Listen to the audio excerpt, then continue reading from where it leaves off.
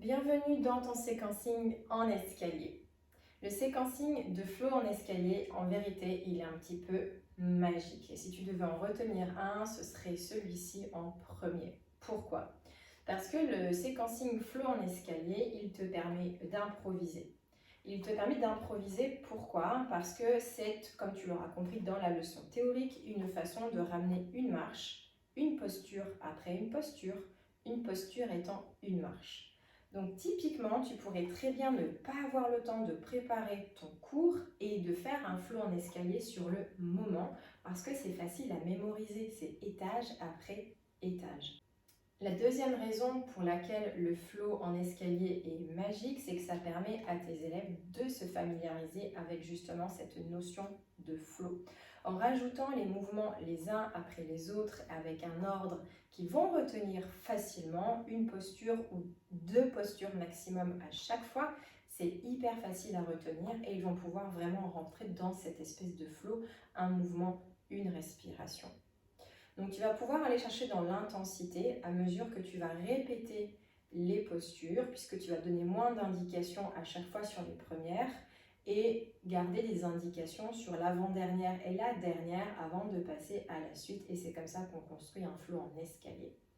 C'est une formidable façon de séquencer aussi pour aller vers une peak pause, puisque ça permet à tout le corps de s'échauffer, de mobiliser les parties dont tu as besoin de manière régulière et homogène, sans passer par la case vinyasa hyper intense, si tu as notamment des élèves débutants.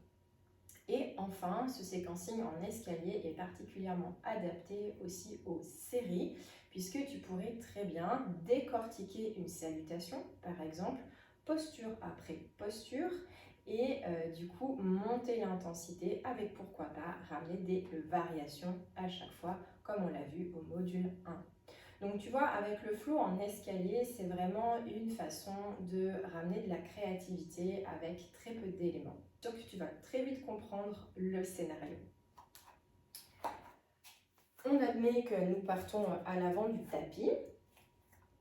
Et peut-être notre premier mouvement, c'est d'aller inspirer, de monter nos bras et de ramener nos avant-bras ensemble, mains jointes. Une inspire ici, une expire à gauche, une inspire au centre, une expire à droite, une inspire au centre et on relâcherait à l'expire et on remonterait à l'inspire. Première marche de l'escalier. Inspire, expire. On reprend la première marche.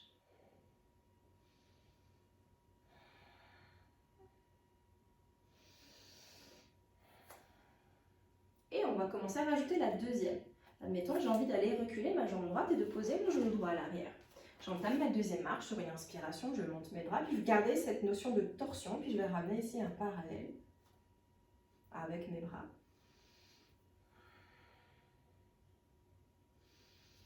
Je vais reposer les mains à l'avant, ramener mon pied droit près du pied gauche, me dérouler. Marche 1 et 2. Inspire.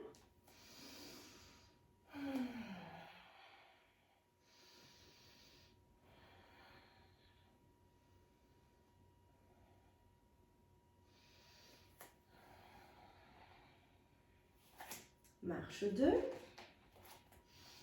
Et je vais commencer à ramener un petit peu d'intensité maintenant. Dans ma troisième marche, je vais décider peut-être de ramener ma jambe gauche à l'arrière en chien à trois pattes. Et je continue avec les twists. Je vais plier le talon vers la fesse et ramener le regard sous l'aisselle opposée.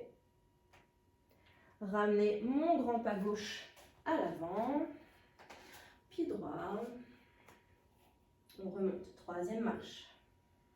Inspire.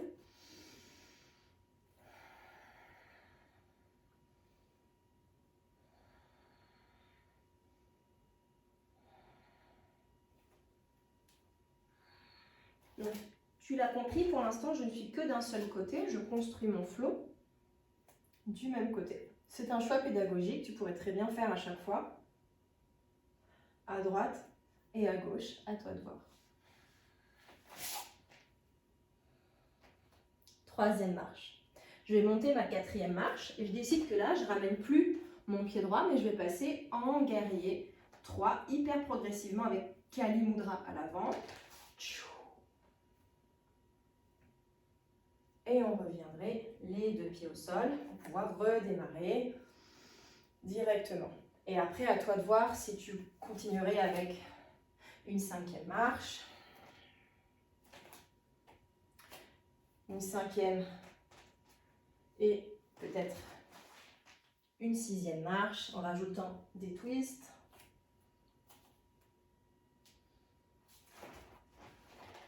Etc. etc.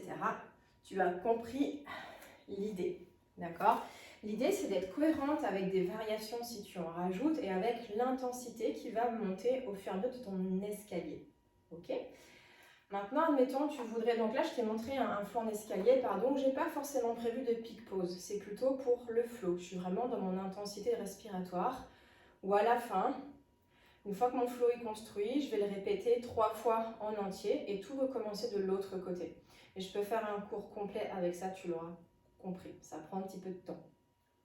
Maintenant, si j'avais décidé de faire un flow en faveur d'une peak pause, qui serait cette posture, admettons celle-ci, ok, tac, bon, je parle dans la version théorique.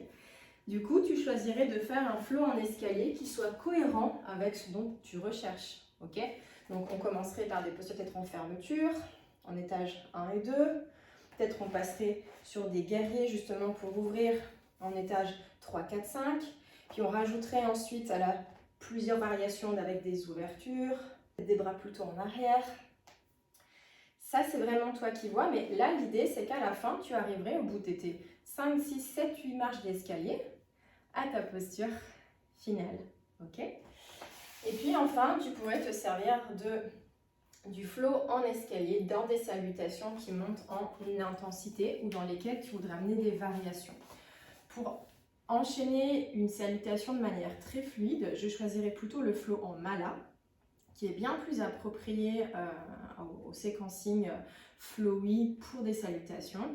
Toutefois, si tu souhaites modifier une salutation et la rendre plus intense pour aller chercher une peak pause qui serait en faveur de ton cours, dans ce cas, tu pourrais justement aller la modifier et structurer ce cours avec le flow en escalier. Donc comme je te disais, tu pouvais très bien improviser. Imagine que tu n'as pas préparé ton cours et que tu vois comme c'est facile à construire sur le moment.